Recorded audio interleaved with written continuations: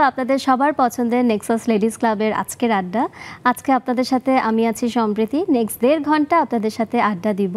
আজকে আমরা আড্ডা দিব আমাদের দৈনন্দিন জীবনের পথ চলা নিয়ে। নিত্য নতুন দিন আমরা কিভাবে করে পার করি এবং সেই জীবন পথ চলার ক্ষেত্রে আমরা অনেক সময় অনেক ধরনের বাধার সম্মুখীন হই, অনেক সময় কিছু সীমাবদ্ধতা চলে আসে। সেই সীমাবদ্ধতাগুলোকে আমাদের অনেক সময় অতিক্রম করতে হয়, জয় করতে হয়। কখনো আবার দেখা যায় যে একটা বাধাগ্রস্ত হলে অন্য আরেকটা পথ হয়তো খুলে যায়। তো একটা পথ বন্ধ করে আরেকটা পথ খোলা কিংবা সেই সীমাবদ্ধতাকে আমরা কিভাবে করে অতিক্রম করে জয় করে আবার সামনে এগিয়ে যাই, সব কিছু নিয়েই আসলে আমরা আজকে আমাদের আড্ডাটা দিব এবং খুব সুন্দরভাবে আমরা এই আড্ডাটা দিব। আমাদের সাথে আজকের এই আড্ডার টপিক হচ্ছে সীমাবদ্ধতাকে জয় করি এবং সব সময়ের মতো আমাদের সাথে 3 জন খুব সুন্দর অতিথি আছেন এবং তাদের সাথে আমি সবার আগে আপনাদেরকে পরিচয় করিয়ে দিচ্ছি। সবার আগে আমাদের সাথে আছেন শামিমা সুলতানা রুনা। উনি একজন উদ্যোক্তা AR ইউনিক। অনেক অনেক শুভেচ্ছা আপনাকে রুনা আপু। আমাদের সাথে তারপরে আছেন সৈয়দা শামিমা সুলতানা, নির্বাহী পরিচালক কেরানীগঞ্জ মানব সম্পদ উন্নয়ন সমিতি। শামিমা আপু, আপনাকে অনেক অনেক শুভেচ্ছা এবং ধন্যবাদ আমাদের আজকের এই আড্ডায় আসার জন্য। এবং আমাদের সাথে আছেন ফাতেমা মুক্তা। উনি একজন সঙ্গীত শিল্পী ও প্রভাষক, সমাজ বিজ্ঞান বিভাগ, সরকারি ইস্পাহানি ডিগ্রি কলেজ। অনেক শুভেচ্ছা মুক্তা আপু আপনাকেও। কেমন আছেন আপনারা সবাই? আপনাদেরকে অনেক অনেক ধন্যবাদ আরেকবার এবং স্বাগতম আমাদের আজকের এই আড্ডায় জয়েন করার জন্য। এবং দর্শক, আমরা থাকবো নেক্সট 1.5 ঘন্টা আড্ডা দিব এবং আপনারা আমাদের সাথে সরাসরি সংযুক্ত হতে পারেন আমাদের জুমের ইউজার আইডি এবং পাসওয়ার্ড দিয়ে স্ক্রিনে দেওয়া আছে ইউজার আইডি এবং পাসওয়ার্ড, আপনারাও আমাদের সাথে জয়েন করতে পারেন। সবার আগে আমি আপনাদের রুনাপুর কাছে যাই। রুনাপু, কি করা হচ্ছে? AR ইউনিক আপনার উদ্যোগের প্রতিষ্ঠানের নাম, আমাদেরকে এটা নিয়ে আগে একটু বলবেন। জি, আমার প্রতিষ্ঠানের নাম AR ইউনিক। আমি কাজ করি আমাদের দেশীয় প্রোডাক্টকে রিপ্রেজেন্ট করা, যা হারিয়ে গিয়েছে সেটাকে আবার পুনরায় সেটাকে তুলে ধরা মানুষের মধ্যে যতটা ইউনিক ভাবে। এটাই আমার নেশা এবং পেশা, আর এটাকে নিয়েই আছি সংযুক্ত, যার কারণে ইউনিক জিনিস তৈরি করাতেই আমার প্যাশনেটের নাম হচ্ছে AR ইউনিক। আর এটা হচ্ছে আমার একটা ক্লোথিং বিজনেস, রাইট। অনলাইন এবং অফলাইন দুটোকেই আমি রিপ্রেজেন্ট করছি দুইভাবেই। আচ্ছা, আপনার পরনের শাড়িটা কি আপনার? জি, আমার অসাধারণ অসাধারণ, থ্যাংক ইউ সো মাচ। আচ্ছা, এটা নিয়ে আমাদের আগে একটু বলুন। ঠিক, রাজশাহী সেল, এটা তসরের মধ্যে করা। তসরের মধ্যে করা। আচ্ছা, আপনার ক্লোদিং লাইনটা কোথায়? অনলাইনে তো আছে, অনলাইনের পেজটার নাম হচ্ছে AR ইউনিক। আর যেটা হচ্ছে আপনার আমি বলবো যে বুটিক্স অথবা শোরুমটা, এটা কোন জায়গাতে আছে? ধানমন্ডি 27-এ সানরাইজ প্লাজায়। আচ্ছা, কতদিন যাবত এটা হচ্ছে? আমার 6 years experience. 6 years running, right. ওরে বাপরে, মাশাআল্লাহ। তো কি ধরনের এখানে শুধু কি শাড়ি নাকি আর কি? এখানে আমার মেইন শখটাই শাড়ি। সো শাড়ি পরতে আমার নিজেরও ভালো লাগে, আর যখন এটা নিজের কাছে ভালো লাগে সেই জিনিস নিয়ে কাজ করতেও ভালো লাগে। সো আমার ম্যাক্সিমাম প্রোডাক্ট, মানে 100-এর মধ্যে 90% প্রোডাক্টই শাড়ি। আচ্ছা, শাড়ি কি সবই তসর টাইপের? না না না, অবশ্যই না। তসর তো মোস্ট অফ এক্সপেন্সিভ। মসলিন আছে, সিল্ক আছে, আর কটন বেজে আছে, হাফ সিল্কে আছে। যখন যেটা কাস্টমার চায়, ডিমান্ডটা বেশি, সেটাকেই বেশি করার চেষ্টা করি। অর্ডারও নেওয়া হয়? অর্ডারটা কম নেই, যেহেতু এটা হ্যান্ডমেড প্রোডাক্ট, সিমিলার একটু 19-20 হয়ে যায়, এই জন্য অর্ডারটা একটু কম নেই। হ্যান্ডমেড মানে আপনার কি নিজস্ব কারিগর সবাই? জি, যশোর থেকে কাজগুলো করানো হয় ম্যাক্সিমাম বেসটা। এটা কি এটা ফুললি হ্যান্ডমেড? Fully handmade. কতদিন লেগেছে এটা হতে? এটা অ্যাপ্রক্স 5 to 6 মান্থ লেগেছে। 5 to 6 মান্থ, রাইট। কতজন করেছে এটা? 2 জন, ম্যাক্সিমাম 2 জন। জি। তো এই শাড়িটার কি রকম আপনারা প্রাইস রাখেন? মানে আমি আসলে না এটা अराउंड প্রাইস 25,000 अराउंड 25,000। হ্যাঁ, কারণ 2 জনের যে 6 মাসের পরিশ্রম, যে এটা অনেক ছোট একটা অ্যামাউন্ট আমি বলবো এই পারিশ্রমিকের দিক দিয়ে। অবশ্যই না, ঠিক আছে রুনাপু, আমরা আসলে আরো অনেক আপনার কাছে জানবো। আমি এবার একটু শামিমা সুলতানা আপুর কাছে যাব। আপু, আপনি একজন নির্বাহ পরিচালক কেরানীগঞ্জ মানব সম্পদ উন্নয়ন সমিতি। আপনার এই জার্নিটা নিয়ে আগে একটু আমাদের বলবেন। আসলে আমি যখন সার্ভিসে ঢুকি তখন আমি কাজ করার সময় আমার মনে হয়েছে যে মহিলাদের নিয়ে কিছু করা উচিত। বাহ। কারণ সবসময় আমরা মহিলারা পিছিয়ে পড়া, এবং আমাদের পিছিয়ে পড়া মহিলাদেরকে আমার সবসময় মনে হয়েছে যে তাদেরকে আমি কিভাবে এগিয়ে নিয়ে যাবো এবং তাদেরকে কিভাবে উদ্যোক্তা তৈরি করব, এটা আমার সবসময় মনে হতো, কিন্তু ওইভাবে স্কোপ পেতাম না। তারপর যখন স্কোপ পেলাম তখন আমি মনে করলাম যে না, আমি নারীদের নিয়ে কাজ করব এবং নারীদের ক্ষমতায়নের উপর কাজ করব। স্কোপটা কিভাবে আসলো?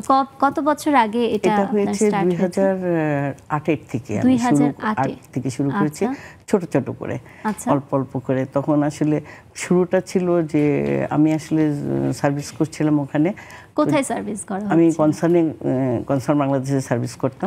তারপরে ওখান থেকে মনে হলো যে আসলে সার্ভিস করার সময় মনে হয়েছে যে নারীদের নিয়ে ওইভাবে ক্ষমতায়ন করা যাবে না, কারণ এটা একটা জায়গায় সার্ভিস করলে ওখানে বলে দেয় যে আপনার কাজগুলো এই। তো সেই ক্ষেত্রে আমি যখন মনে করেছি যে না, আমি নারীদের নিয়ে কাজ করবো, এবং আমি ওই ক্ষেত্রে কাজ করতে গিয়ে, কেরানীগঞ্জে কাজ করতে গিয়ে আমার মনে হয়েছে যে এখানে এত নারীরা এত অবহেলিত এবং এত মানে অবাঞ্ছিত মনে করে তারা নিজেকে, যে সেই ক্ষেত্রে আমার মনে হয়েছে না, এদের জন্য আমার কাজ করতে পারলে। ওদের সাথে কি শুরু করলেন? প্রথমে ওদের সাথে শুরু করেছিলাম আমি, যখন মহিলাদেরকে দেখতাম যে হাজব্যান্ডরা তাদেরকে ঘরে বাইরে সবসময় নির্যাতন করছে। তারপরে কিছু ছেলে মেয়েরা আছে যারা মানে পেটের দায়ে তারা যৌনকর্মী হয়ে যাচ্ছে, শিক্ষা থেকে বের হয়ে আসছে। তখন আমার মনে হয়েছে এদের জন্য কিছু করতে হবে, এবং সেই থেকে আমার মাথায় এসেছে যে আমরা নারী ক্ষমতায়নের উপর আমি কাজ করব। এবং আমি পরবর্তীতে নারী ক্ষমতায়নের উপরই একত্র হতে থাকি এবং মেয়েদেরকে আমি গ্রুপ ওয়াইজ কাজ করতে থাকি। কাজ করছিলাম আমি, ওদেরকে টেইলরিং এর ট্রেনিং দিতাম। টেইলরিং সেলাই প্রশিক্ষণের উপর দিতাম, ব্লক বাটিক এর উপর দিতাম, এবং যারা নির্যাতিত মহিলারা ছিল তাদেরকে আইন সালিশের মাধ্যমে আমি তাদেরকে বিভিন্ন জায়গায় পাঠাতাম যে আইন এখানে গেলে আপনারা সঠিক বিচারটা পাবেন। তো এইভাবে অ্যাডভোকেসি করতাম। অ্যাডভোকেসি করতাম। তো ওইভাবেই ধীরে ধীরে ধীরে ধীরে এগিয়ে এসেছি। এবং যখন আমি মহিলাদেরকে নিয়ে যখন কাজ করতেছিলাম তখন বারবারই মনে হচ্ছিল এই মহিলাগুলা কোনো রকম সিদ্ধান্ত দিতে পারে না, কাজ করছে, টাকা ইনকাম করছে, ঘরে বসে বসে ছোট ছোট বিজনেস করছে, স্মল বিজনেস করছে, কিন্তু তারা কোনো সময় হাজব্যান্ডের কাছ থেকে ওইভাবে পাচ্ছে না, প্রায়োরিটি পাচ্ছে না। সবসময় তাদেরকে অবহেলিত করা হচ্ছে এবং বলা হচ্ছে যে কি বুঝো তুমি কেন সিদ্ধান্ত দিবে, তুমি ইনকাম করো, এইভাবে বলা হচ্ছিল। তখন তাদেরকে নিয়ে যখন আমি বিভিন্ন সময় বিভিন্নভাবে তাদেরকে উঠান বৈঠকের মাধ্যমে তাদেরকে একত্রিত করি, তখন বলা হয় যে আপনারা কি নিজেরা প্রতিষ্ঠিত হতে চান না? তখন তারা বললো হ্যাঁ, আমরা প্রতিষ্ঠিত হতে চাই। তখন কিভাবে খোঁজা যায় তারাই সিদ্ধান্তগুলো দিল। প্রবলেমগুলো আমি যখন তুলে ধরলাম এবং প্রবলেমগুলো যখন আমি অ্যানালাইসিস করলাম এবং এই প্রবলেমগুলো যখন তাদেরকে বলা হলো, তখন তারা নিজেরাই সিদ্ধান্ত দিল যে আমরা এই কাজ করলে আমরা কিভাবে নিজেকে মানে উপরের দিকে নিতে পারবো। ওরা কি প্রথমে লোন ছিল নাকি যে বাটিক তারপর বুটিক? প্রথমে আমি তাদেরকে লোন দেইনি। প্রথমে আমি তাদেরকে করেছি কি, আমি তাদেরকে বিভিন্ন ট্রেনিং দিয়েছি। আচ্ছা, ওই ট্রেনিং এর স্পন্সর কিংবা ফাইনান্স আমার অফিস থেকে দিতাম। আমরা নিজেরা যারা উদ্যোগ নিয়েছিলাম আমরা নিজেই ফান্ডগুলো কালেক্ট করতাম বিভিন্ন জায়গা থেকে। তখন এই ফান্ড দিয়ে তখন তাদেরকে বিভিন্ন ট্রেনিং দিতাম, দিয়ে তাদেরকে বিভিন্ন জায়গার থেকে, যেমন মহিলা অধিদপ্তর, সরকারিভাবে যখন তারা দেখলো যে আমি কাজগুলো আমরা ভালো করছি, তাহলে যুব উন্নয়ন, মহিলা অধিদপ্তর এবং বিভিন্ন এনজিওর থেকে যখন জানতে পারলো যে এখানে মহিলাদেরকে নিয়ে কাজ হয়, তাহলে তারাও আমাকে মানে অল্প অল্প করে ফান্ড দেওয়া শুরু করলো। তখন তাদেরকে আমি যেখানে লোন দেয় সেই এনজিওগুলো থেকে তাদেরকে আমি বললাম যে এদেরকে আপনি লোন দিতে পারেন। তো সেই ক্ষেত্রে তাদেরকে বিভিন্ন এনজিওতে ইনভলভ করে দিই। তারা ওখান থেকে লোন নেয় এবং লোন নিতে গেলে তো আবার বলতেও হয় যে না, আবার রিটার্ন যদি না দেয় সেক্ষেত্রে আমি রেসপন্সিবিলিটি আমি নিয়েছি যে তারা লোন রিটার্ন করবে, আর যদি না দেয় তাহলে সেক্ষেত্রে আমি দায়বদ্ধতা। বাহ, অনেক অনেক শুনবো আরো আপনার কাছ থেকে শামীমা আপু, মানে আরো অনেক কিছু আসলে শুনবো। অসাধারণ অসাধারণ। মুক্তা আপুর কাছে চলে যাব। মুক্তা আপু সঙ্গীত শিল্পী ও প্রভাষক, সমাজ বিজ্ঞান বিভাগ, সরকারি ইস্পাহানি ডিগ্রি কলেজ। আপনার জার্নিটা একটু আমাদেরকে আগে বলবেন। প্রথমত আমার পরিচয়, আমি শিক্ষকতা করছি। আচ্ছা। আর পাশাপাশি আমি গান করি, তবে গানটা ছোটবেলা থেকেই করছি। তো সঙ্গীতটা আসলে আমার সাথে মানে আষ্টে পৃষ্ঠে লেগেছিল। কারণ এই জন্য বলবো যে কারণ আমি কখনো গানটা থেকে দূরে থাকতে পারিনি। দেখা যাচ্ছে আমার এসএসসি পরীক্ষা দিচ্ছি, আমি পরীক্ষা দিয়ে এসে আমি হারমোনিয়াম নিয়ে বসেছি। তো আমার কাছে মনে হয়েছে যে এটা কোনো মানে আমার কোনো কাজে বাধা সৃষ্টি করছে না, বরং এটা আমার সাথে একেবারে আষ্টেপৃষ্টে জড়িত এবং সেইভাবে সঙ্গীতটাকে ভালোবেসেছি। তো যার কারণে আমার এতটুকু আমি যে একটা জব করছি তো এর মধ্যে দেখা যাচ্ছে যে চুলটা একটু সরিয়ে ফেলবেন আপু। হ্যাঁ হ্যাঁ, এর মধ্যে দেখা যাচ্ছে যে অনেক কিন্তু বাধা বিপত্তি এসেছে আমার।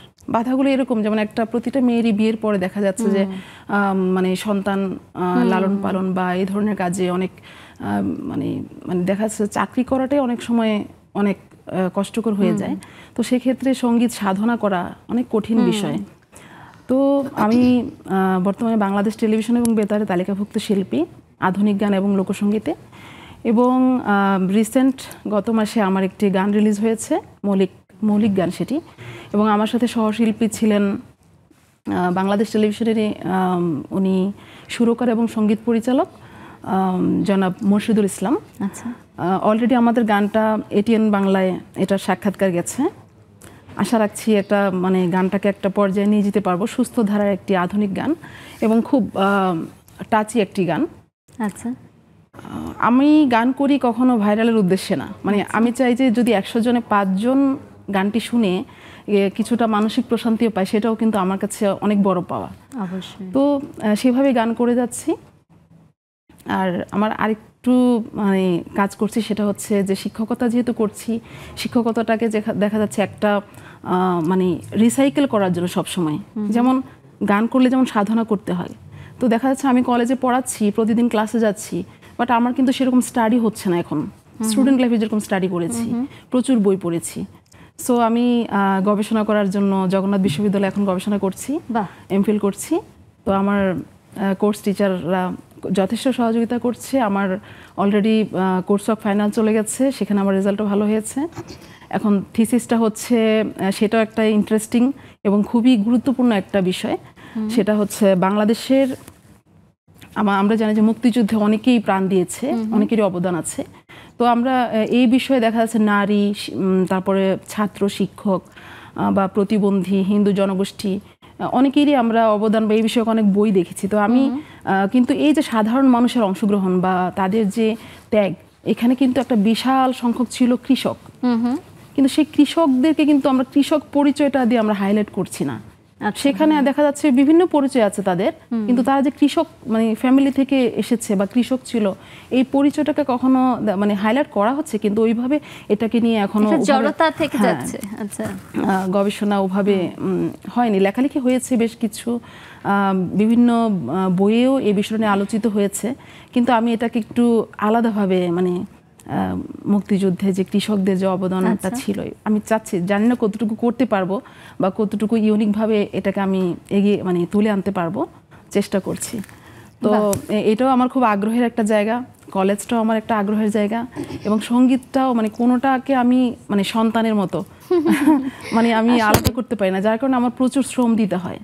আমার এক ছেলে এক মেয়ে, তো দেখা যাচ্ছে যে আমি যেই দিন আমি সময় পাই না সঙ্গীত মানে আমার রেয়াজের জন্য, দেখা যায় রাত 11টা বেজে গেছে, আমার ভালো লাগছে না, আমার তো একটু গান মানে রেয়াজ করতে হবে, একটু গান করতে হবে, দেখা যাচ্ছে অনেক সময় সে করতে করতে 1টা বেজে গেছে। খুব সুন্দর, খুব সুন্দর মুক্তা আপু, আপনার এই গান তো আমাদের শুনতেই হবে, মৌলিক গানটা। আমরা একটা ছোট্ট বিরতিতে যাচ্ছি, এসে আগে আমরা আপনার গানটাই শুনবো। দর্শক, আমাদের আড্ডা কিন্তু শুরু হয়ে গেছে, জমে গেছে, কোথাও যাবেন না, একটা ছোট্ট বিরতি নিয়ে এখনই ফিরছি।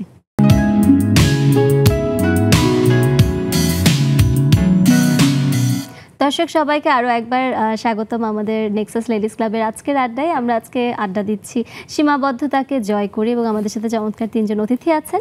আমি চলে যাব মুক্তাপুর কাছে। মুক্তাপু তখন বলছিলেন আপনার মৌলিক গানটার কথা, তো আমরা আগে আপনার গানটা শুনব। ধন্যবাদ আপনাকে। আমিও মনে মনে ভাবছিলাম যে আমার মৌলিক গানটি আমি করব। তো গানটির গীতিকার হচ্ছেন মোহাম্মদ জয়নুল আবেদিন, এবং গানটিতে সুর দিয়েছেন জনাব মুর্শিদুল ইসলাম, তিনি বাংলাদেশ টেলিভিশনের সুরকার এবং সঙ্গীত পরিচালক। আচ্ছা, তো আমি তাদেরকে স্মরণ করছি এই জন্য যে, কারণ শুধু শিল্পী শুধু গানটি গায়, কিন্তু তার পেছনে অনেকেরই অবদান থাকে, যারা গানটি লিখেন এবং সুর করেন। তো আমি শুরু করছি।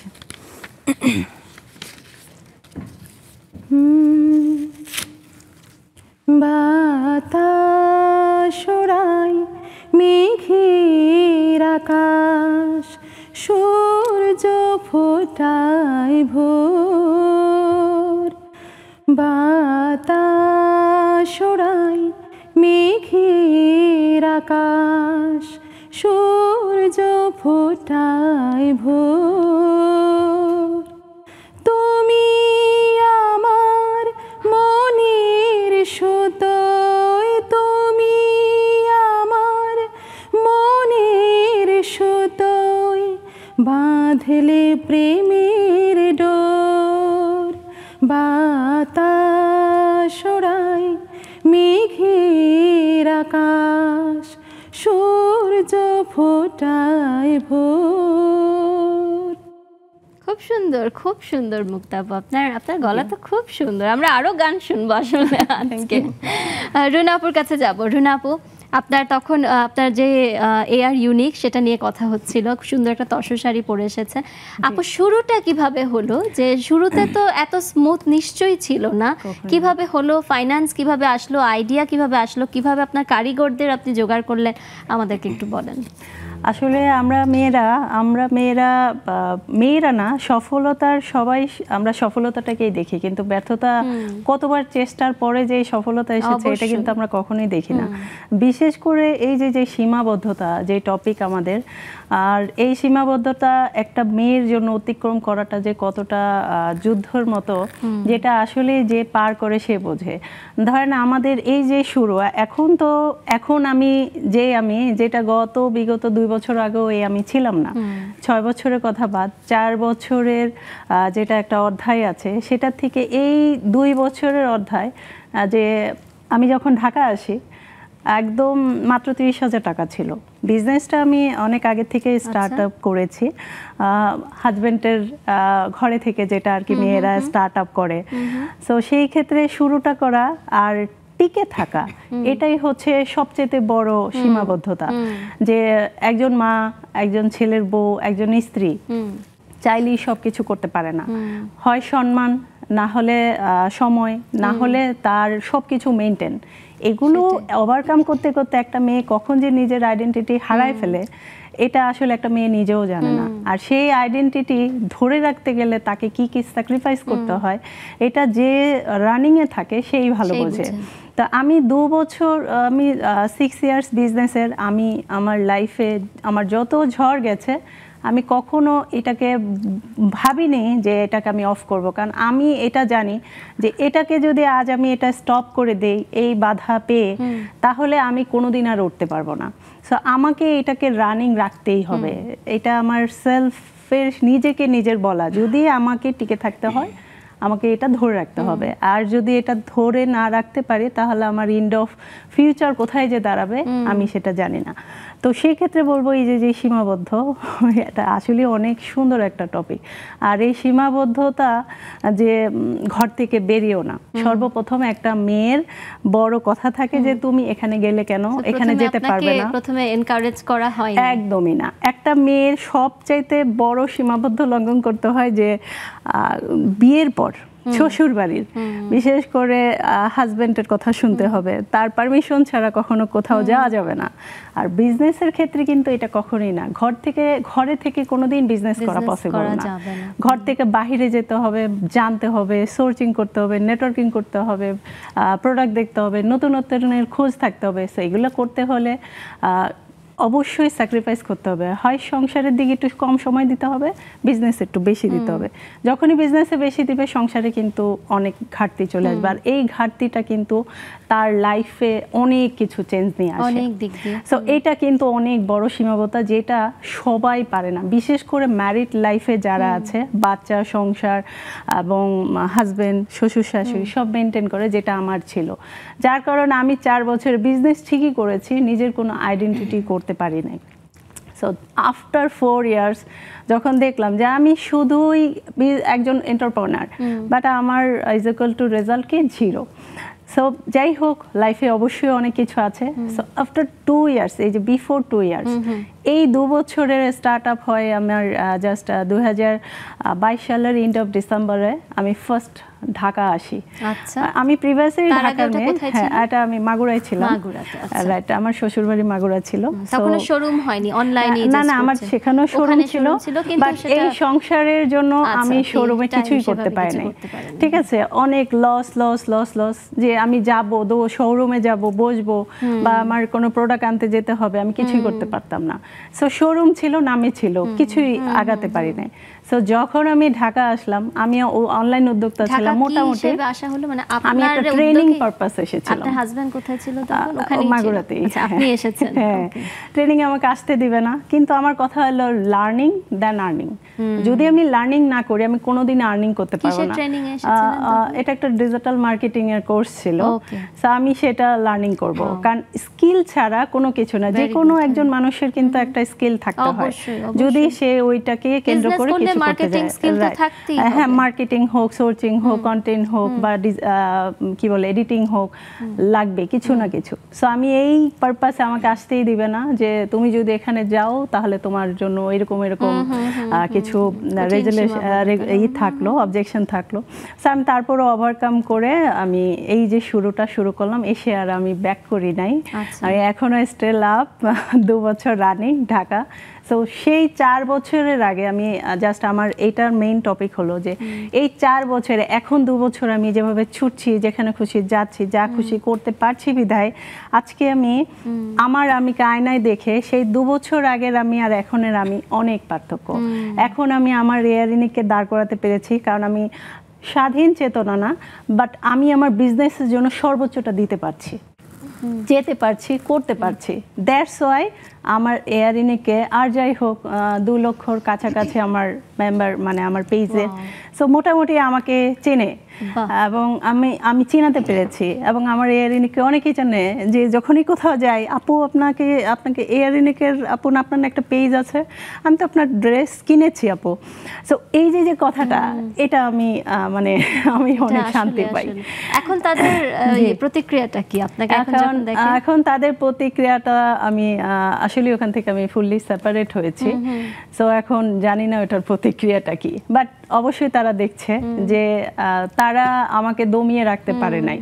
হতে পারে অনেকে বলতে পারে যে আপনি কি আপনার ক্যারিয়ারের জন্য কি আপনি এরকম কোনো সিদ্ধান্ত নিয়েছেন? আসলে না। সবচেয়ে কথা হলো লাইফ পার্টনার এমন একটা জিনিস, লাইফ পার্টনার চাইলে তার ওয়াইফ অনেক কিছুই করা পসিবল, লেখাপড়া করেও পসিবল, স্কিল ডেভেলপ করেও পসিবল, বিজনেস করে পসিবল। জাস্ট হচ্ছে সহযোগিতা, যে ঠিক আছে আমি একটা বয়, আমি জব করছি, আমার লেট হতে পারে, আমার ওভারটাইম করতে হতে পারে, আমার বস আমাকে ওভার প্রেশার কাজ দিতে পারে। সো আমি যদি ওটা পারি, কেন আমার ওয়াইফ পারবে না? সো এই মেন্টালিটিটা যদি থাকে এবং বাচ্চাকে দুজনেই যদি দায়িত্ব নিয়ে যদি এটাকে যদি করে যে ওর লেট হচ্ছে, ঠিক আছে আমি ওর দায়িত্বটা পালন করি, যদি এই স্যাক্রিফাইস মাইন্ডটা থাকে, তাহলে যে কোনো ওয়াইফের দ্বারাই পসিবল। তখন সেই ক্ষেত্রে সংসারে কখনোই কোনো ডিভাইড হয় না। আর যখনই মানে যে না তোমাকে বিয়ে করছি মানে তোমার সব করতে হবে, তোমার সংসারের দায়িত্ব তোমার বাচ্চা পালনের দায়িত্ব তোমার আমার প্রতি দায়িত্ব, তুমি সব দায়িত্ব পালন করবা, দেন তুমি যা খুশি তাই করো। তাহলে কখনোই ওই মেয়ে বলে না যে দুটো পথে কখনোই যাওয়া যায় না, যে কোনো একটা পথে তাকে একটু বেশিই দিতে হবে, তাহলেই সম্ভব। সো আমি যদি এই শুরু থেকে যদি আমার যত টাকা নষ্ট হয়েছে বা যতটা আমার বয়স নষ্ট হয়েছে, অবশ্যই 6 বছর আগের আমি এখনের আমি তো কখনই এক না। 6 বছর আগে আমি দৌড়ে 2 মাইল দৌড়াতে পারতাম, এখন কিন্তু আমি আধা মাইল দৌড়াতে গেলেও কিন্তু আমার একটু কষ্ট হবে, কারণ এটা স্বাভাবিক। সো 6 বছর আগে যদি এই সাপোর্ট পেতাম, তাহলে এতদিন আল্লাহর রহমতে অবশ্যই যেই প্রোডাক্ট বা যেই প্যাশনেট নিয়ে কাজ করছি, এটা আমি আরো বেটার করতে পারতাম, আরো বেশি মানুষ। ইনশাআল্লাহ। আপনি তারপর আপনাকে কি দমিয়ে রাখা তো যায়নি? না, যায়নি। আপনি যে জ্বলার সে জ্বলবে এবং এটাই চলতে থাকবে। এখন আপনি মানে আসলে এখন পিকে এবং যেতেই থাকবেন ইনশাআল্লাহ। একদম ইনশাআল্লাহ।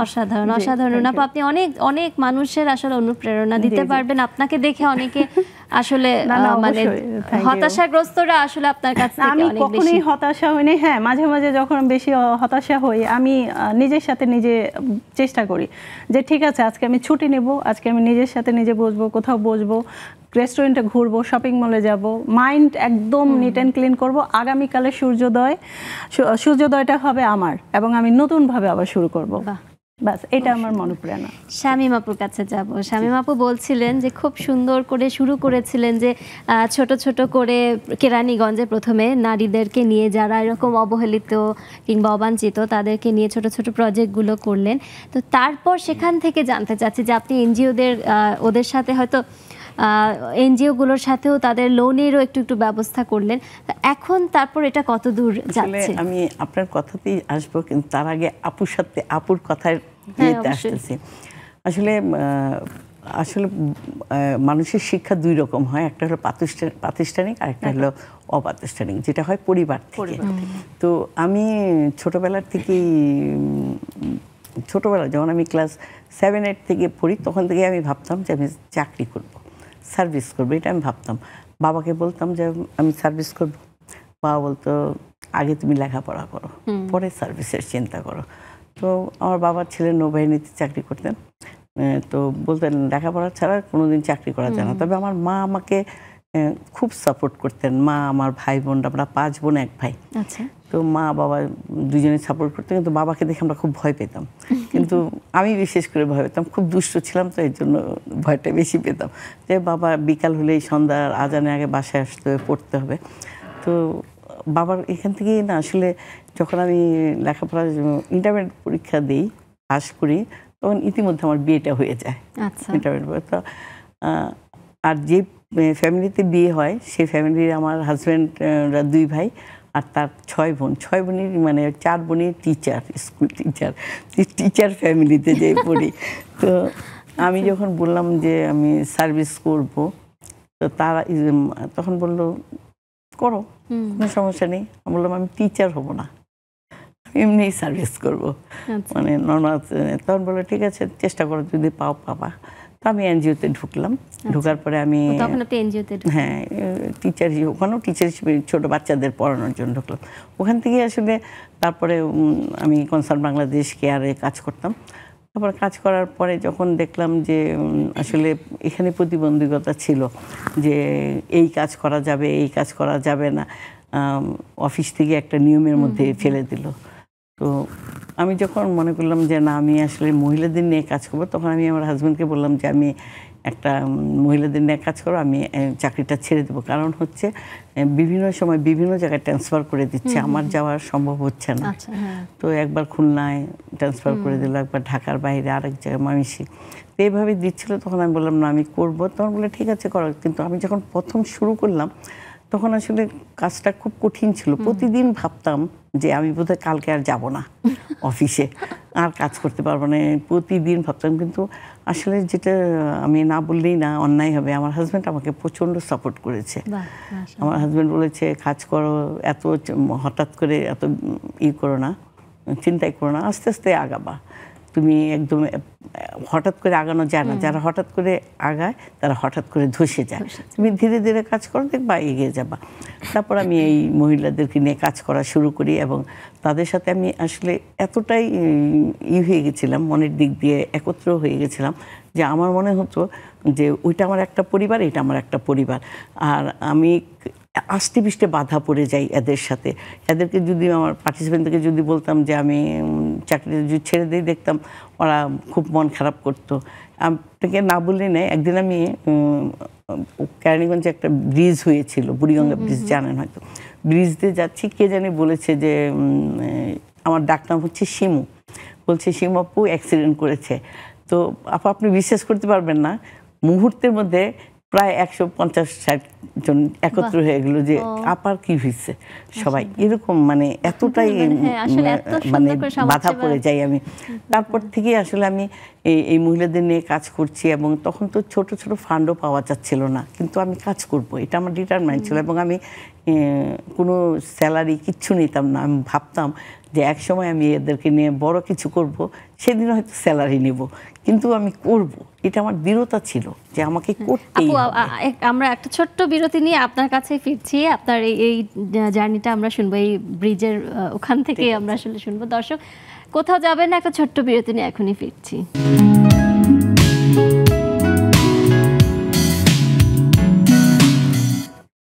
দর্শক সবাইকে আরও একবার আমন্ত্রণ আমাদের নেক্সাস লেডিস ক্লাবের আজকের আড্ডায়। চমৎকার তিনজন অতিথির সাথে চমৎকার আড্ডা দিচ্ছি, সীমাবদ্ধতাকে জয় করি এই বিষয় নিয়ে।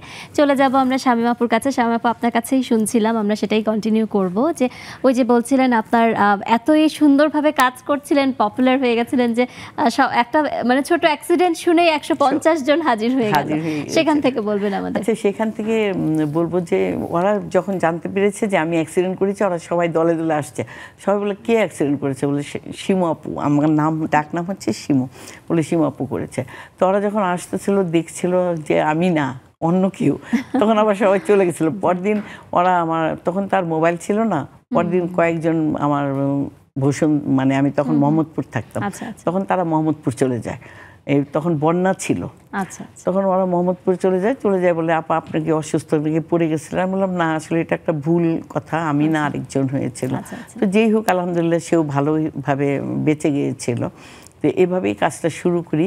এবং আসলে আমার যে মহিলারা আছে এবং আমার কিশোরী মেয়েরা আছে যারা অ্যাডোলেসেন্ট, তাদেরকে নিয়ে আমি সবসময় আশাবাদী যে আসলে কেউ ধসে যেতে চায় না এবং কেউ নষ্ট হতেও চায় না। অবশ্যই, আসলে এর পিছনে কোনো না কোনো কারণ থেকেই যায়। এই জিনিসটা জানতে চাচ্ছিলাম, এখন তো বসুন্ধরায় থাকেন এবং বলছিলেন যে আর কারেন্টলি আপনি যে প্রজেক্ট নিয়ে কাজ করছেন, সেই প্রজেক্টটা নিয়ে একটু আমাদের। আমি এখন বর্তমানে যে প্রজেক্টগুলো নিয়ে কাজ করছি সেটা হচ্ছে আমি মূলত 9টা কম্পোনেন্টের উপর কাজ করছি। এটা কাজ করছি, একটা হচ্ছে আমি কৃষিকাজের উপর কাজ করছি, যে নারীরা কৃষিকাজ করে, কিন্তু নারীরা কৃষিকাজ করে তারপরে গ্রামগুলোতে যে যারা কৃষির কাজ করে, তারপরে মাছ ধরার কাজ করে, যে তারা সকালে উঠে কৃষিকাজ করবে, তারপরে মাছ ধরার সময় জাল দিবে, কিন্তু তাদেরকে সবসময় প্রশ্ন সম্মুখীন হতে হয়, তুমি কি পাক না পবিত্র না অপবিত্র? হ্যাঁ, এভাবে শুনতে হয় মেয়েদেরকে। আর তারপরে তারা কাজ করে কৃষি কাজ করে, কিন্তু কৃষিকাজ ছেলেরা পায়, মেয়েরা পায় না, পায় খুব কম। তা আমার হলো এটাই কথা, যে আমি যদি নারী হয়ে থাকি, আমি যদি সারাদিন ব্যাপী কৃষিকাজ করি, তাহলে কার্ডটা শুধু আমার হাজবেন্ড পাবে কেন? আমাকেও পেতে হবে। এর জন্য আমরা নারীরা একত্রিত হয়ে এই কৃষি কার্ড যাতে আমাদের হয়, আমি এর জন্য তাদেরকে উদ্বুদ্ধ করি, এবং তারা অনেকে এখন কৃষি কার্ড পাচ্ছে। আর কৃষি কার্ড পাচ্ছে। তারপরে জেলে মহিলা আছে যারা সব সময় দুপুরে সকালে স্বামীর খাবার নিয়ে যাচ্ছে, নিয়ে আসতেছে, কিন্তু তারা সব কিছুই করতেছে, কিন্তু যখনই তাদেরকে পারিশ্রমিক দিবে পাবে তখন তাদেরকে ধরেন 100 টাকা দিচ্ছে, স্বামী পাচ্ছে 400 টাকা। এটা তো হতে পারে না। আমি আমার হাজবেন্ড দুইজনেই সমান সমান কাজ করছি, অথবা একটা পুরুষ আর মহিলা সমান সমান কাজ করছে, সেক্ষেত্রে আমি আর পুরুষ কেন আলাদা পাবো?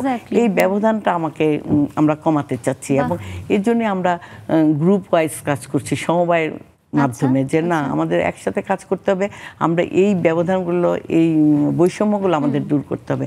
কারণ এই বৈষম্যগুলো যদি চলতে থাকে, তাহলে আমরা কখনোই এই সীমাবদ্ধতা পার করতে পারবো না।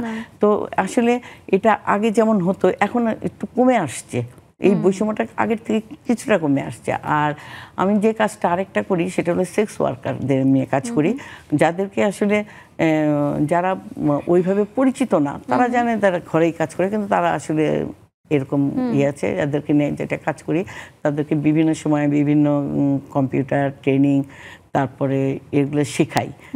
আমরা কি করি, যে মেয়েটা আসলে পেটের দায়ে করেছে, পরিবারের চাপে করেছে, অথবা পরিবারে অনেকে জানেও না, তাদেরকে আমরা এই সুযোগগুলো দিই, যে ঠিক আছে, তুমি মেশিন কিনতে পারছো না, আমরা তোমাদেরকে এই ফ্রি মেশিন দিব, কিন্তু এটা আমি মনিটরিং করি টাইম টু টাইম। আমাদের স্টাফ আছে, আমি মনিটরিং। আর সবচেয়ে যে কাজটা আমি করি সেটা হচ্ছে, আমি কখনো বসে থাকি না, আমি ফিল্ডে যাই। আমি কখনোই ভাবি না যে আমি অফিসে, আমার অফিসটা আমার। আমি সবসময় যারা আমরা স্টাফরা কাজ করি, সবসময় বলি অফিসটা আমাদের।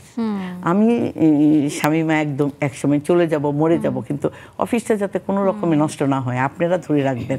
এই জন্য ওই মহিলাদেরকে আমি কি করি, আমি তাদেরকে বিভিন্ন ট্রেনিং দিই, সেক্স ওয়ার্কারদেরকে ট্রেনিং দিয়ে তাদেরকে বিভিন্ন মার্কেটের সাথে লিয়াজন করে দিই। তারপরে তাদেরকে অনেকের টাকা নেই, মেশিন কিনতে পারে না এবং লোন নিয়ে লোনটা যে পরিশোধ করবে সেটাও করতে পারে না। তখন আমি যেটা আমি সরকারিভাবে আমি বিভিন্ন মহিলা অধিদপ্তর, যুব উন্নয়ন ওনাদের সাথে যোগাযোগ করি এবং ওনাদের সাথে ওনাদেরও আবার মানে কিছু কাজ আমি করে দিই। আমি যোগাযোগ করি এবং বলি যে আপা আসলে এই মহিলাগুলো এরকম, তো বলে ঠিক আছে তাহলে আমরা দেখব, তাদেরকে আবার ভিজিটে নিয়ে আসি, তাদেরকে দিয়ে মিটিং করাই। মানে আমি প্রত্যেকটা কাজে স্বচ্ছতা রাখি আপু, মানে অস্বচ্ছ কোনো কাজকে আমি কখনোই মনে করি না যে অস্বচ্ছ কাজ, অস্বচ্ছ কাজ কখনোই টিকে থাকে না, এটা একসময় ধসে যায়। আমি চাই যে আমার কাজটা অল্প হোক। আমরা আবার শামীমা আপু আপনার কাছে আসব, অসাধারণ। মুক্তাপুর কাছে চলে যাব। মুক্তাপু, আমাদের সীমাবদ্ধতা নিয়ে কথা বলছিলাম, তো জীবনে সবচেয়ে বড় সীমাবদ্ধতাটা কবে পেয়েছেন? জীবনের সবচেয়ে বড় সীমাবদ্ধতাটা হচ্ছে যখন আমি আমার বিয়ের পরে আমার যখন বেবি হলো, তখন আমার মাস্টার্স শেষ হয়ে গেছে। তারপর হচ্ছে যে মাস্টার শেষের পর জবের জন্য ট্রাই করছি, অনেকগুলো পরীক্ষা দিচ্ছি গভর্নমেন্ট। তো স্বাভাবিক প্রথম দিকে তো আসলে হয় না, অনেক চেষ্টা করছি। তো দেখা যাচ্ছে তখন আমার বেবি পেটে ছিল বা বেবি হয়েছে, এই সময়গুলোতে আমি পড়াশোনা করেছি ব্যাংকের জন্য, বিসিএসের জন্য, বিভিন্ন জবের জন্য পড়াশোনা করছি। তো তখন অনেক হার্ড, মানে বেবি পেটে নিয়ে বা বেবি হওয়ার পরেও খুব হার্ড ওয়ার্ক করতে হয়েছে, আমাকে পড়াশোনা করতে হয়েছে, রাত জেগে বা সারাদিন পড়াশোনা করেছি। তো ভেবেছিলাম যে জব হওয়ার পরে হয়তো প্রবলেমটা অনেকটা সলভ হবে, কিন্তু না। তারপর কারণ হচ্ছে আমার হাজবেন্ড থাকে বরিশালে, সেও গভর্নমেন্ট চাকরি করে। তো এখন পর্যন্ত কিন্তু ছিলেন তখন? আমি ঢাকাতে। আপনি ঢাকায় ছিলেন? হ্যাঁ। না, প্রথমে আমার হচ্ছে যে শরীয়তপুরে আমি একটা কলেজে ছিলাম, সেখানে 2 বছর জব হওয়ার পরে আমি ঢাকাতে আর এই কলেজে হয়ে যাওয়ার পর আমি চলে আসি। তো এই যে এই সময়গুলোতে দেখা যাচ্ছে যে আমার হাজবেন্ডের সাপোর্ট ছিল, বাট সে কিন্তু সশরীরে থেকে আমাকে হেল্প করতে পারেনি। তো এই সাপোর্টটাও কিন্তু আমার জন্য অনেক কিছু, এই যে মেন্টালি সাপোর্ট দেওয়া। অবশ্যই, কিন্তু তারপর আপনাকে যা ফেস করতে হয়েছে। হ্যাঁ, তো আমার 2টো বেবি, এবং আমার সবসময় মনে হয়েছে আমি মাঝখানে একবার ভেবেছিলাম গানটা ছেড়ে দেব, কিন্তু এই ক্ষেত্রে ওদেরকে রেখে কিভাবে যেতেন কাজে কিংবা না, সেই ক্ষেত্রে সবসময় আমার একজন গৃহপরিচারিকা ছিল, মানে আমি দেখে শুনে বুঝে যে আমার বেবি টেক কেয়ার করতে পারবে। কারণ এটা তো আমরা পাওয়া যায় তো সহজেই, কিন্তু ভালো পাওয়াটা খুব টাফ। তো সেই ক্ষেত্রে আমাকে অনেক বিবেচনা করে বেবিকে রাখার জন্য। আর যেহেতু কলেজ টাইমটা একটু কম, দেখা যায় 10টা থেকে 2টো পর্যন্ত, সেহেতু আমি বাকি সময়টা আমার বেবিকে দিতে পেরেছি। তো তারপরেও অনেক কঠিন ছিল বিষয়গুলো, বিশেষ করে সঙ্গীত চর্চাটা ধরে রাখা। কারণ এর মধ্যে অনেক গ্যাপ গেছে যখন আমি কিনা মানে করতে পারিনি, রেয়াজ করতে পারিনি, অনেকগুলো সময় গেছে। তো মাঝখানে আমি ভেবেছিলাম একবার ছেড়ে দিব, না আর পারছি না আসলে সঙ্গীতটা ধরে রাখতে। কারণ একটা জায়গায় যখন গান গাইতে যেতে হয়, তখন চর্চা না থাকলে সেখানে নিজের মনটা খারাপ হয়ে যায়। আমি আগের মতো গাইতে পারলাম না, তখন কিন্তু মনটা খারাপ হয়ে যায়। তখন আমি বিশেষ করে আমার শিক্ষা প্রতিষ্ঠান আমি বলবো আমার সঙ্গীতটাকে ধরে রাখতে সাহায্য করেছে। আমার প্রিন্সিপাল, আমার যারা ছিলেন বিভিন্ন সময় প্রিন্সিপাল স্যাররা ছিলেন, এবং আমার যারা কলিগসরা। আর এর আগে তো আমি প্রথম থেকে যদি বলি, আমার বাবা হচ্ছে আমার সবচেয়ে বড় আইডল আমার পড়াশোনা এবং সঙ্গীতের ক্ষেত্রে। তো আমি মনে করি একটা মেয়ের জীবনে বাবা এবং হাজব্যান্ড, এই দুজন মানুষ যদি সাপোর্ট থাকে আর কিছু লাগে না। তাহলে আমার প্রথম জীবন হচ্ছে আমার বাবা, এবং আমার বিয়ের পর আমার হাজব্যান্ড। এই দুটো সাপোর্ট আমার সবচেয়ে বড় সাপোর্ট। এবং আমার প্রতিষ্ঠানের, মানে আমার যেখানে আমি জব করছি, আমার কলিগসরা সবসময় আমাকে বলে যে না, ছেড়ে দিবেন না, ধরে রাখেন। বিশেষ করে আমার যে আগের এক্স প্রিন্সিপাল স্যার ছিলেন এবং এখন আমার যে প্রিন্সিপাল ম্যাম আছেন, আমাকে সবসময় ইন্সপিরেশন দেয় যে না, ছেড়ে দিবা না, ধরে রাখো, এরকম বলে। তো আমি মনে করি যে এই জন্য আমি থেমে গিয়েও আবার এগিয়ে গেছি। অবশ্যই অবশ্যই। তো এই যে প্রতিবন্ধকতাগুলো, এখানে কিন্তু অনেকেরই অবদান আছে। আমি চেষ্টা করেছি, কিন্তু এখানে ইন্সপিরেশন একটা বিশাল বিষয়। অবশ্যই, মানুষ মাত্র আমরা তো একা জীবনে আসলে হয় না, পারিপার্শ্বিক সবাইকে নিয়ে হতে হয়। দর্শক, আমাদের আড্ডা কিন্তু অর্ধেক হয়ে গেছে, আরো অর্ধেক বাকি আছে। আপনারা কিন্তু স্ক্রিনে দেওয়া জুমের ইউজার এবং পাসওয়ার্ড দিয়ে আমাদের সাথে যুক্ত হতে পারেন। অলরেডি আমাদের সাথে কানাডা থেকে জয়েন করেছেন রাশিদা আপু। রাশিদা আপুকে অনেক অনেক ওয়েলকাম আমাদের আজকের এই নেক্সাস লেডিস ক্লাবের আড্ডায়। রাশিদা আপুর সাথে কি এখন কথা বলা যাবে? একটু আনমিউট কি করা যাবে রাশিদা আপু? হ্যাঁ, একটু আনমিউট করবেন রাশিদা আপু।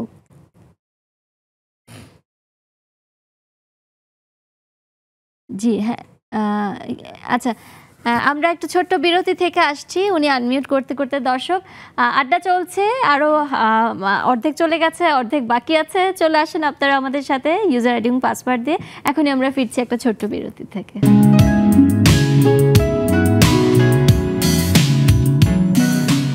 দর্শক সবাইকে আরও একবার শুভেচ্ছা। আমাদের নেক্সাস লেডিস ক্লাবের আজকের আড্ডায় সীমাবদ্ধতাকে জয় করি চমৎকার একটা বিষয় নিয়ে আমরা আড্ডা দিচ্ছি আমাদের চমৎকার তিনজন অতিথির সাথে।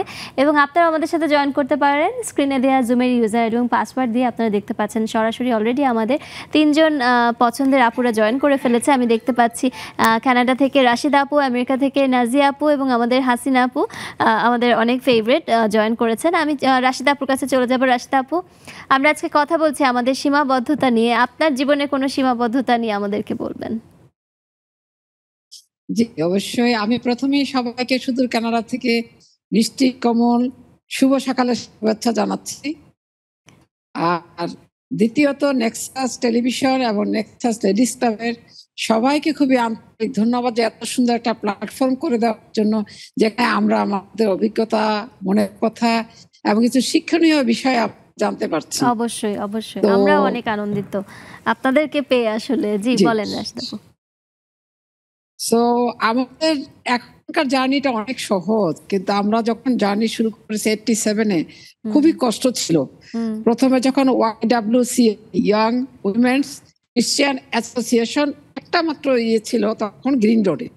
আচ্ছা, ওটা যখন প্রথমে আমি ব্যবসা করার জন্য ঢুকলাম, যে পুতুল বানানো শেখা, ফুল বানানো শেখা, এবং আমি সেটা একটা বড় কিছু একটা করবো এমন একটা জিনিস ঢুকলাম, মানে বাধায় বাধায় বিপত্তিতে সেটা হয়ে উঠলাম। তারপরে ঢুকলাম কুটির শিল্পতে, সেটাও দেখি যে পারিপার্শ্বিকতা এত বেশি আসে যে সেটার সাথে এখানে অনেকেই যোদ্ধা হয়েছে, সাকসেসফুল হয়েছে, কিন্তু আমি এখানে বেশিরভাগই উদ্যোক্তা এবং চাকরিজীবী।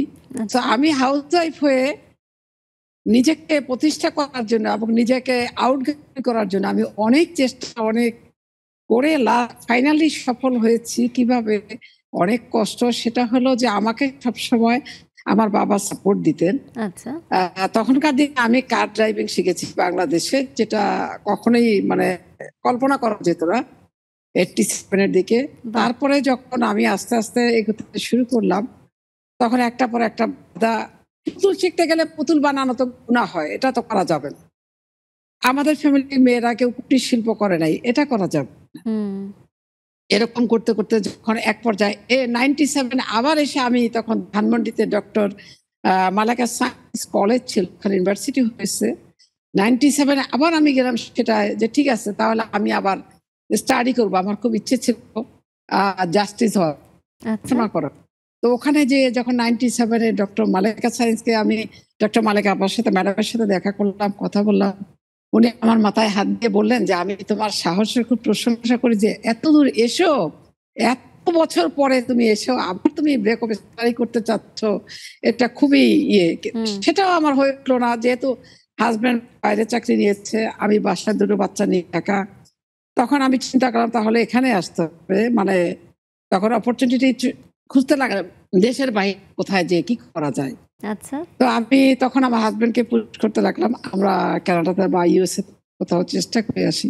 এখানে এসে আমি রান্না বান্না করছি, আমি এখানে কমিউনিটি ভলেন্টিয়ারিং করছি, আমি হসপিটালে ভলেন্টিয়ারিং করছি।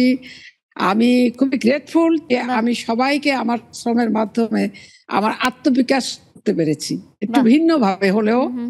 এখন মোটামুটি আমাকে সবাই কানাডাতে কম বেশি হোক, বাঙালি কমিউনিটি অন্য কমিউনিটি হোক, আমাকে অন্তত চিনে, যেহেতু আমি হসপিটালে ভলেন্টিয়ারিং করছি, তারপরে মসজিদে কমিউনিটি করছি, যারা ইয়ং মেয়েরা ডিভোর্স হয়ে যাচ্ছে ওদের। খুব সুন্দর, ধন্যবাদ ধন্যবাদ রাশিদা আপু, খুব সুন্দর।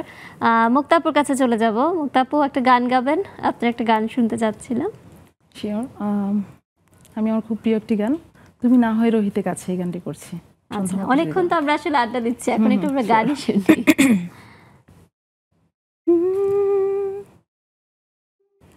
তুমি না হয় রোহিতের কাছে, কিছুক্ষণ আরো না হয় রোহিতের কাছে, আরো কিছু কথা না হয় বলিতে মোরে, এই মধুক্ষণ মধুময় হই না হয় উঠিত ভোরে।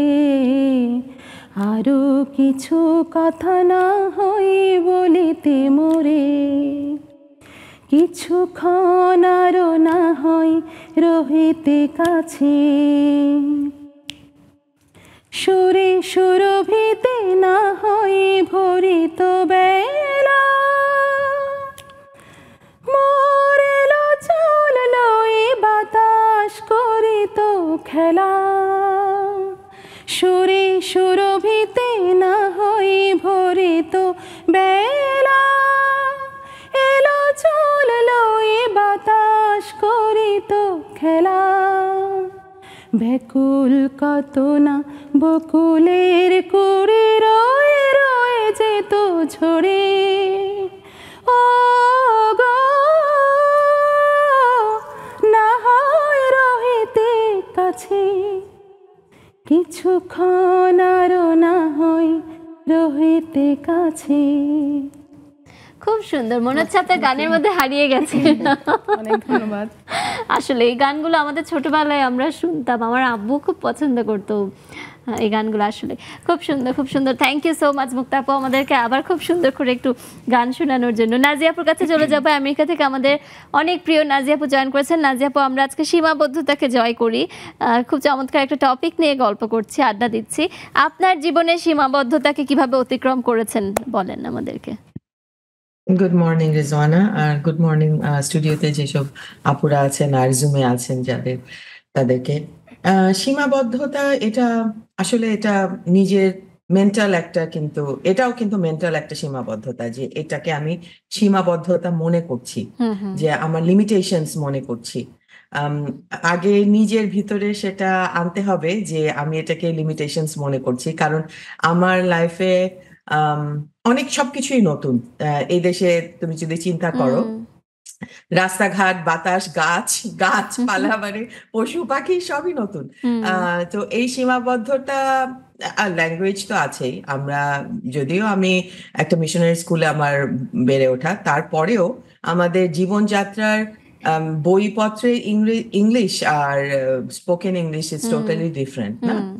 আর হঠাৎ করে যদি তোমাকে বলা হয়, এবং আমেরিকান ইংলিশ, অনেকেই খুব হাসির ছলে বলে ওরা অর্ধেক কথা বলে, হ্যাঁ, পুরো কথা বলে না। হ্যাঁ, তো এগুলো তখন তো আর আমাদের যুগে ইউটিউব বা অনলাইন এরকম ছিল না। হ্যাঁ, এইভাবে কিভাবে স্কুলে যে স্পোকেন ইংলিশ একটা ব্যাপার, ওসব করতে হতো, কিন্তু সেই সুযোগটা আমার হয়নি।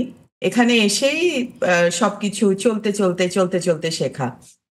ইনফ্যাক্ট মেট্রোটাও তখন এখানে নতুন। এখন তো দেশে আমরা মেট্রো দেখি, কিভাবে টিকিট কাটতে হয়, কিভাবে মেট্রো চলতে হয়, কোন ওগুলো আমি যখন আমি হ্যাপেন টু বি সবসময় বড় বড় সিটিতে আমার স্কুলিং ছিল আর চাকরি ওখানেই ছিল। তো ওইসব জায়গা, চাকরির ক্ষেত্রে বলো, অফিসের পরিবেশ বলো, সবচেয়ে বড় জিনিস ইয়োর মেন্টালি তুমি এটাকে লিমিটেশন হিসেবে নিবে না। একটা করে নিজেকে মনে করা, এটা আমি আবার চ্যালেঞ্জ হিসেবেও যে ধরি না, যে এটা আমি চ্যালেঞ্জ হিসেবে বিগ ডিল, মানে বিরাট একটা কিছু করে ফেললাম, তা না। মানে এটাকে একটা নতুন কিছু শিখছি, আচ্ছা যদি না পারি তাহলে তো ছেড়ে দিতেই পারি, না পারলে ছেড়ে দেবো।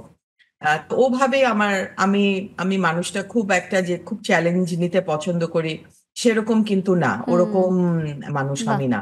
এটাও কিন্তু এটাকে আমি যদি লিমিটেশনস হিসেবে মনে করি, অনেকের কাছে এটা একটা লিমিটেশনস যে ও চ্যালেঞ্জ নিতে জানে না, তাহলে কিন্তু সেটাকে আমি সেটা মনে করি না, যে হ্যাঁ নতুন কিছু করছি, what's so big deal about it, হলে হবে, না হলে না হবে। খুব সুন্দর কথা বললেন, থ্যাংক ইউ নাজিয়া আপু। আসলে এটা সত্যি কথা, নাজিয়া আপু যেভাবে বললেন, প্রত্যেকটা জিনিসকে আমরা যদি ওভাবে করেই নিয়ে নিই, মানে ইজিলি নিয়ে নিজের মতো করে সেটাকে যদি আমরা ধারণ করে চলতে পারি, তাহলে আসলে অনেক সহজ হয় জীবনটা। তারপরও আমাদের আসলে চলার পথে অনেক সময় না চাইলেও সীমাবদ্ধতা চলে আসে, আমরা সেগুলো নিয়ে আসলে আড্ডা দিচ্ছি। দর্শক কোথাও যাবেন না, একটা ছোট্ট বিরতির সময় এসেছে, বিরতি নিয়ে এক্ষুনি ফিরছি। আমাদের আপুদের সাথে আবার আমরা কথা বলবো।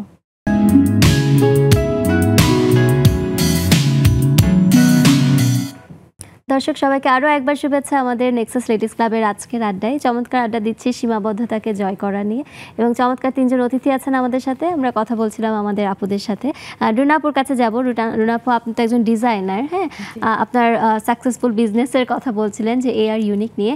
তো আপনার কাছে আমি একটু জানতে চাবো যে এখন একা তো রান করছেন না, তো সেক্ষেত্রে হয় না মানে চাঁদাবাজি বলেন, একটা বিজনেস রান করতে গেলে তো অনেক ধরনের সীমাবদ্ধতা আসে, হ্যাঁ, বাধা বিপত্তি আসে, সেগুলো কিভাবে হ্যান্ডেল করেন? প্লাস আরেকটু জানতে চাবো যে বাজেট একটা জিনিস, আমরা জানি যে বাজেটের কথা চিন্তা করলে তখন আবার একটা ডিজাইনারকে অনেক কিছুই কম্প্রোমাইজ করতে হয়, বিকজ আপনি হয়তো চাচ্ছেন অনেক ধরনের কাজ করতে চান আপনার ডিজাইনে, কিন্তু এটা কি অত টাকা দিয়ে বিক্রি হবে নাকি, সেই জিনিসটাও তো আপনার মাথায় রাখতে হবে। তো এই বিষয়গুলো নিয়ে আমাদের একটু বলবেন। থ্যাংক ইউ আপনার প্রশ্নের জন্য। আসলে সর্বপ্রথম আসে চাঁদাবাজি যতটা না আমাদের প্রবলেম করে, সবচেয়ে বড় প্রবলেম করে আমরা মেয়েরা কোনো কাজ নিয়ে যদি কোথাও যাই, ধরেন একটা শপ রেন্টেই যাব, সর্বপ্রথম যখন শোনে যে আমি একজন মেয়ে উদ্যোক্তা, আমাকে স্পেস দিতে চায় না, মানে রেন্ট দিতে চায় না।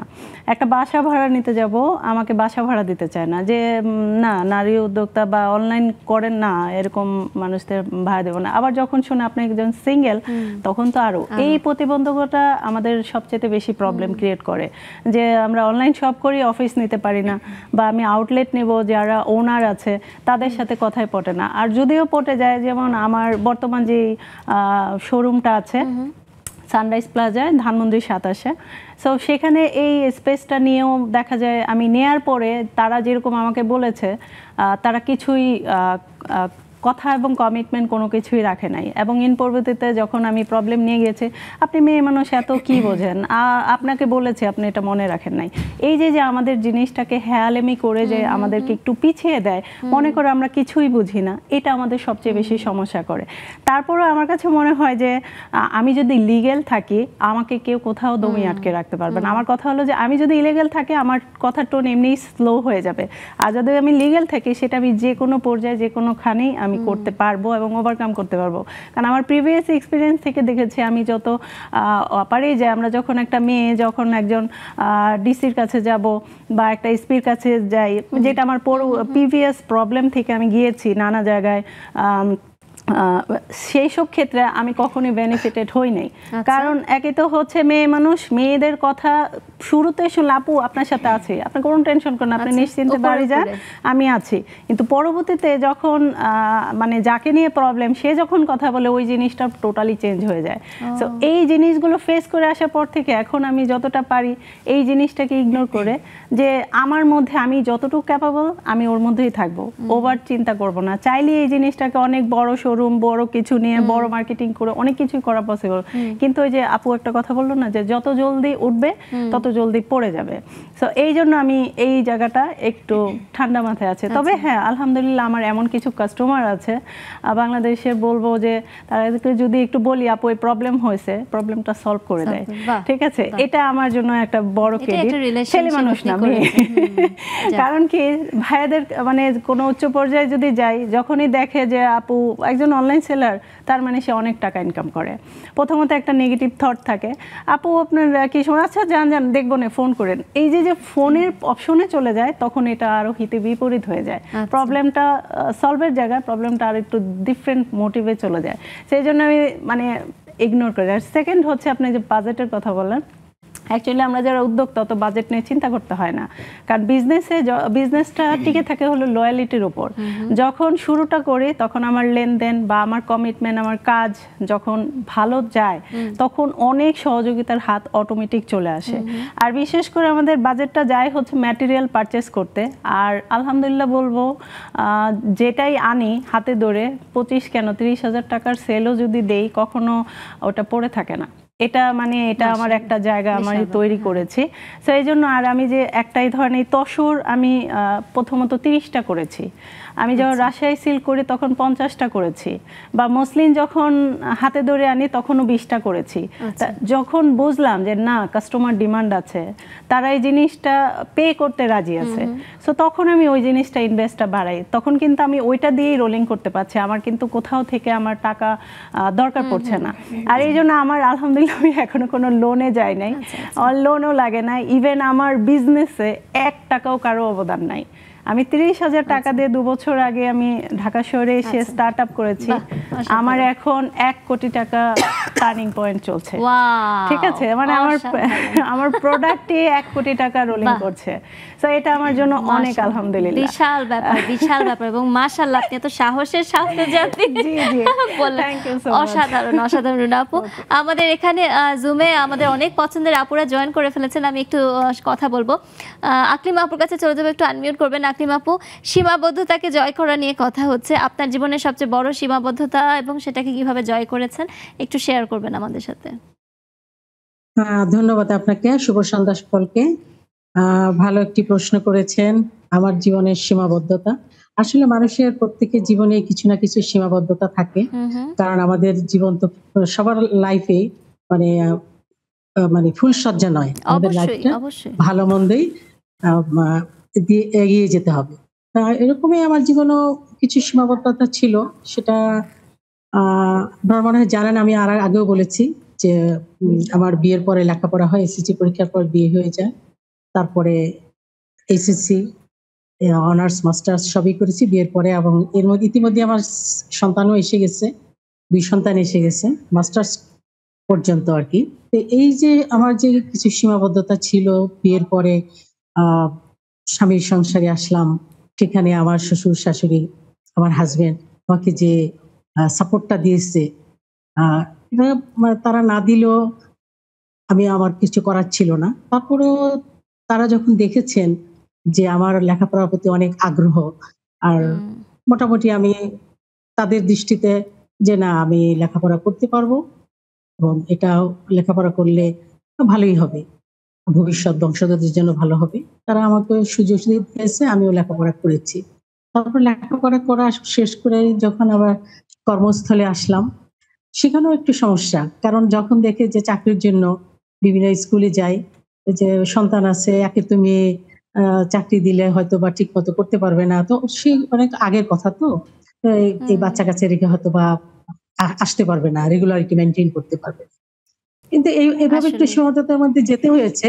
আল্লাহর রহমতে চাকরিও পেয়েছি, সহকারী শিক্ষক হিসেবে জয়েন করেছি, তারপরে সহকারী প্রধান হয়েছি। তারপর হ্যাঁ, এটাই আসলে যে আপনি যে অতিক্রম করেছেন, নিশ্চয়ই আপনার ছেলে মেয়েদেরকেও আপনি সেভাবে করে এগিয়ে নিয়ে যাবেন। ধন্যবাদ আকলিম আপু।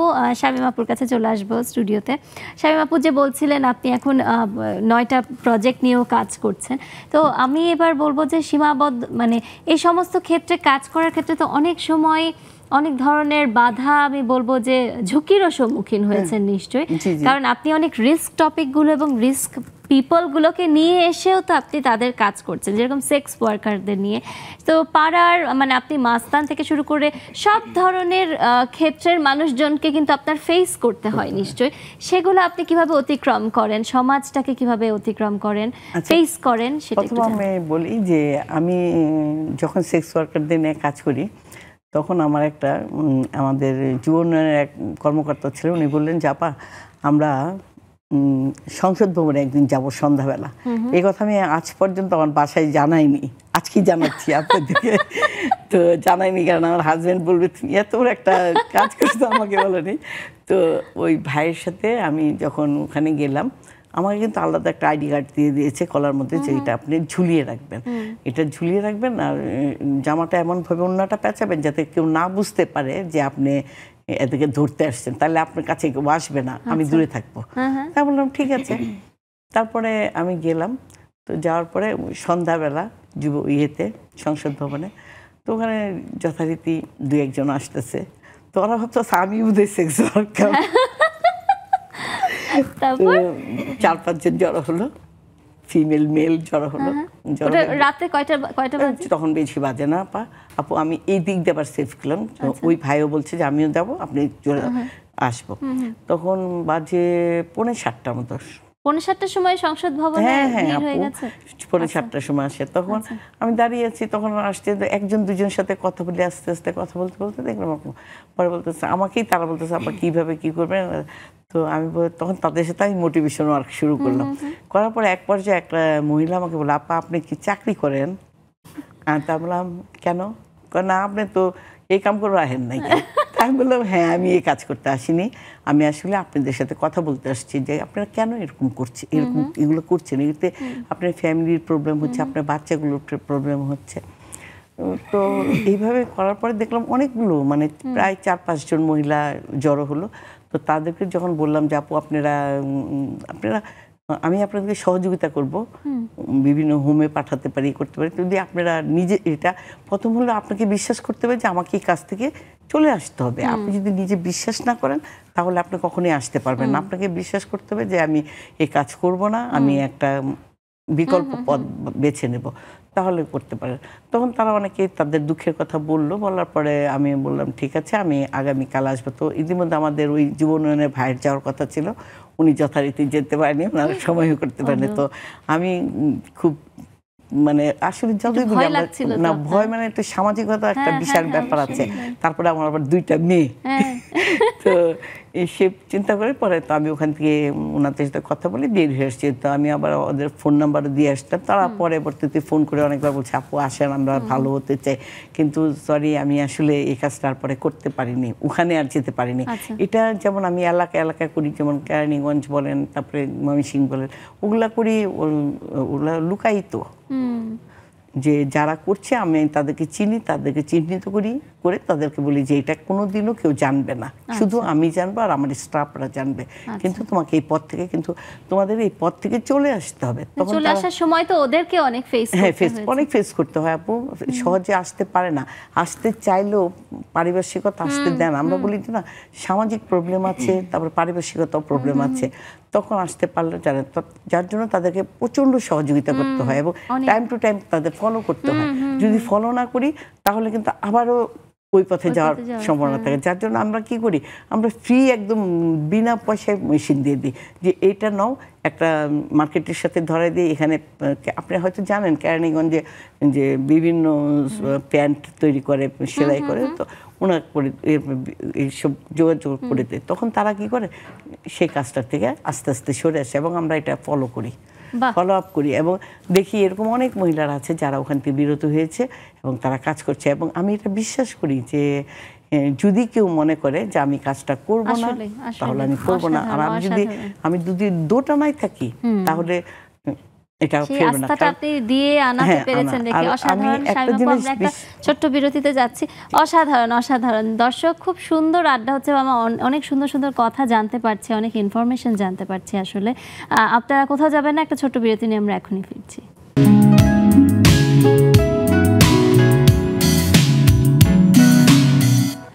দর্শক, ফিরে আসলাম বিরতির পর। সুন্দর আড্ডা হচ্ছে, অনেক কিছু জানতে পারছি আমাদের চমৎকার অতিথিদের সাথে। আমি চলে যাব মুক্তা আপুর কাছে। মুক্তা আপু, আমাদের আসলে আড্ডার প্রায় শেষ পর্যায়ে চলে এসেছি।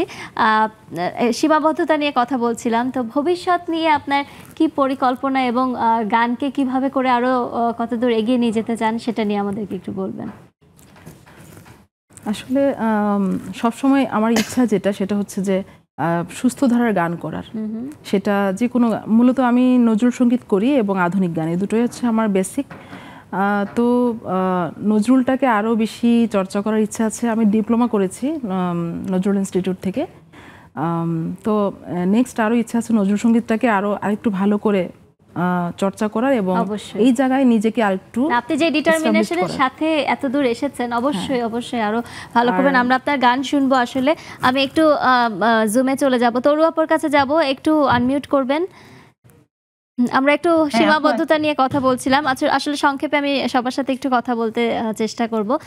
তো জীবনের সবচেয়ে বড় কোনো একটা সীমাবদ্ধতার কোনো একটা অভিজ্ঞতা আমাদের সাথে শেয়ার করবেন। আচ্ছা আপু, ধন্যবাদ। আসলে সীমাবদ্ধতা ছাড়া কিন্তু আসলে মানুষের জীবন হয় না। যাই হোক, মেয়েদের সীমাবদ্ধতা বেশি কাজ করে। যেমন আমার জীবনে আমি যেটা বলবো, যে আমি মাস্টার্স করার আগে আমি ল করেছি। তো আমার খুবই ইচ্ছা ছিল যে আমি ওকালতি করব, কিন্তু আমি যখন আমার বিয়ে হয়ে এসে দেখলাম আমার শ্বশুরের উকিল, হাজবেন্ডের উকিল, শ্বশুর বাড়ির মানে আমার শাশুড়ির দিকে প্রায় সকলেই উকিল, এসে দেখা গেলো যে আমার সেই মানে স্বপ্নটা পূরণ হলো না। শেষে অনেক পরে আমাকে চাকরিতে ঢুকিয়ে দেওয়া হলো কলেজে। তো যাই হোক, কোনোটাই খারাপ না, তো আমি একটা সীমাবদ্ধতা পেরিয়ে এসেছি, একটা নতুন আমি জীবন পেয়েছি, যার জন্য আমি অনেকটা আমার আউটলুকটা অনেক বেড়ে গেছে। এটা আমার জন্য অনেক পাওয়া। এটা আমি আমার শ্বশুর বাড়ির কাছে আমি কৃতজ্ঞ। Thank you. হাসিনা আপুর কাছে চলে যাব। হাসিনা আপু, আপনার জীবনের কোনো একটা চ্যালেঞ্জ নিয়ে আমাদেরকে বলবেন। হাসিনা আপু একটু আনমিউট করবেন। যে কোনো একটা চ্যালেঞ্জ নিয়ে। জি, ওয়ালাইকুম সালাম আপু। শুভ সন্ধ্যা সবাইকে। অনেক ধন্যবাদ, অনেক সুন্দর একটা প্রশ্ন। আসলে কি আমাদের বাংলাদেশের প্রেক্ষাপটে মেয়েদের সীমাবদ্ধতা এটা হচ্ছে বেঁধে দেওয়া হয়। সীমাবদ্ধতা বলতে আমি মনে করি না কোনো কিছু আছে, কিন্তু এটা হচ্ছে বেঁধে দেওয়া হয়। তো ওইটা হচ্ছে আমাকে পার করার জন্য মন মানসিকতা, ইচ্ছা, সাহস এটা থাকতে হবে আমার ভিতরে। যে সীমাবদ্ধতা এটা আমাদের যে পারিবারিক কিছু ব্যাপার, তারপর হচ্ছে সামাজিক কিছু ব্যাপার, ওগুলো থেকে আমাদের একটা বেড়িবাঁধের মধ্যে ফেলে দেয় বা ফেলে রাখছে, এখনো রাখছে কিছু মানুষকে বা কিছু জায়গায়। কিন্তু এটা হচ্ছে আমাদের পার করার জন্য আমাদের ইচ্ছা। একদম সত্যি কথা বলেছেন হাসিনা আপু। হ্যাঁ, ধন্যবাদ ধন্যবাদ। অরুণিমা আপুর কাছে চলে যাব। কোনো একটা চ্যালেঞ্জ নিয়ে বলবেন আমাদের, আপনার জীবনের কোনো একটা সীমাবদ্ধতা। অসংখ্য ধন্যবাদ আমাকে সুযোগ দেওয়ার জন্য। আমার বিয়ে হয়েছে 26 বছর। তো বিয়ের পর আমি এর আগে করেছিলাম বিএসসি অনার্স এমএসসি। তো আমার পড়াশোনাটাকে বিয়ের পর আমি বিএসসি অনার্স এমএসসি করেছিলাম বলে আমাকে প্রচন্ড বিদ্রূপ করা হয়। তো বিয়ের পর বিদ্রূপ করার পর আমার খুব কষ্ট লেগেছিল, ওই সময়টাতে প্রচন্ড কষ্ট পেয়েছিলাম। তো আমাকে চ্যালেঞ্জ করা হয়েছিল, বলেছিল যে আমি ইংলিশে পড়তে পারবো না, পুরোই পড়তে পারবো না, কিন্তু সেটা আমি করে দেখিয়েছি। তারপর এরপরে মেয়ে যখন হলো, বিয়ের 2 বছর পর আমি 1 মাসের মেয়েকে নিয়ে প্রথম যুব মন্ত্রণালয় থেকে আইসিটির উপর কোর্স করলাম। এরপর আবার ইডেন কলেজে ভর্তি হলাম, সেখান থেকে সার্টিফিকেট কোর্স করলাম ইংলিশের উপর।